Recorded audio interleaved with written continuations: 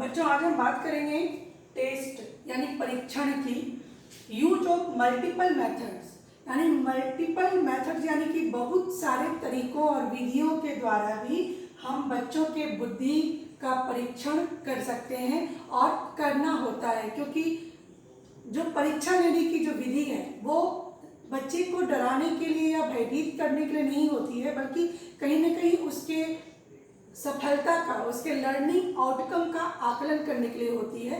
तो कभी कभी आप देखेंगे कि कोई भी बच्चा एक ही विधि से या किसी विशेष विधि से बहुत ज़्यादा सुटेबल महसूस नहीं करता, बहुत ज़्यादा सहज महसूस नहीं करता है, जबकि उसे जानकारी होती है।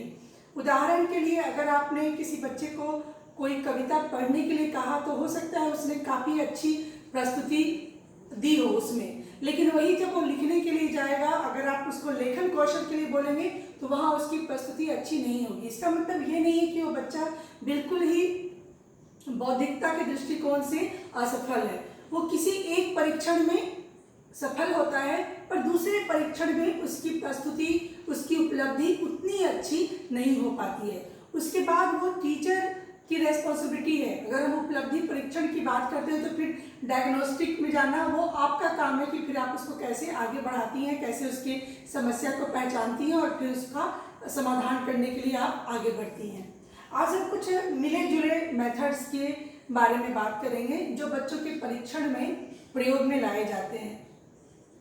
अभी जो CCE पैटर्न है, कंटिन्यूअस कॉम्प्रिहेंसिव इवोल्यूशन, सतत सम्यक मूल्यांकन, उसमें भी बहुत सारे मेथड है परीक्षण के। यानी कोई एक मेथड ही कंप्लीट मेथड नहीं कहा जा सकता है आकलन के लिए। हमारे ज़माने में बस लेखन कौशल ही होता था, 3 घंटे के लिए आप परीक्षा दीजिए और उसमें जो बच्चा अच्छा करेगा उसकी उपलब्धि अच्छी मानी जाएगी। लेकिन आज के दौर में बहुत सारे अलग अलग तरीके हैं परीक्षण के लिए। वो औपचारिक भी हैं, अनौपचारिक भी हैं। औपचारिक विधि से भी आप बच्चों के बुद्धि का आकलन कर सकती हैं और बहुत सारे अनौपचारिक तरीके भी हैं। रिटन टेस्ट बिल्कुल ही ट्रेडिशनल है, जो कि मैंने अभी बताया कि प्राचीन काल से ही वो चला आ रहा है, वैदिक काल से नहीं, लेकिन काफ़ी सालों से इस पर ही हम सभी टिके हुए थे इवोल्यूशन के लिए कि साल में 2 बार परीक्षाएं होगी या वार्षिक परीक्षा होगी और बच्चे 3 घंटे के लिए लिखित परीक्षा देंगे। ओरल टेस्ट, उसके बाद आपकी भाषा की क्षमता, और सिर्फ भाषा ही नहीं बल्कि आपका व्यक्तित्व, आपका आत्मविश्वास, ये सारी चीज़ों का आकलन तभी होता है जब हम मौखिक परीक्षा लेते हैं, क्योंकि संवाद जो है, संप्रेषण जो है, वो शिक्षण का एक बहुत महत्वपूर्ण हिस्सा है।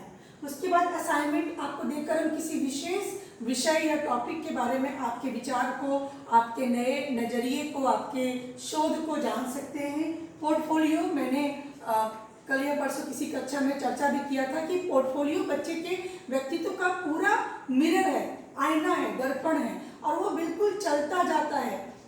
जब से बच्चे ने प्रवेश किया विद्यालय में, तब से लेकर जब तक वो विद्यालय में पढ़ाई करता रहता है, वो सारा रिकॉर्ड बच्चे का होता है, उसके एकेडमिक स्टेटस का, उसके उपलब्धि का, उसके ड्रॉबैक का, और वो भी एविडेंस के साथ। ऐसा नहीं कि सिर्फ लिखित है, बल्कि पूरे प्रमाण के साथ पोर्टफोलियो में बच्चे की गुणात्मकता, बच्चे का पूरा व्यक्तित्व, उसकी शैक्षणिक गति, उसका विकास, उसका ग्राफ, ये सारी चीज़ें होती हैं।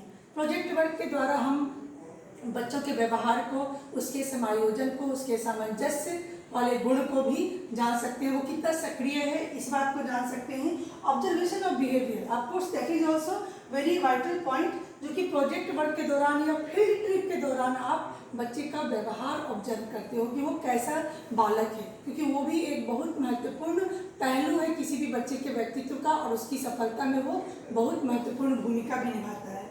केस स्टडी के लिए आप बच्चे को